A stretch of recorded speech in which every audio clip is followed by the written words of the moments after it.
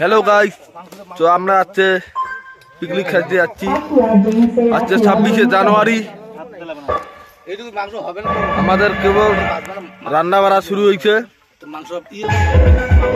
কেবল শুধু আলুটা রান্নালাম, এখনো চালু হয় নাই। দেখতে থাকো আমরা কি রান্না করি, কি করি না করি। আমাদের পাশে আবার আছে সামনে দেখা যাচ্ছে সামনে মানুষগুলা, পিছনে আমার পিছনে মানুষগুলো ওরা পিকনিক খেতে যাচ্ছে। আমরা এখানে আছি।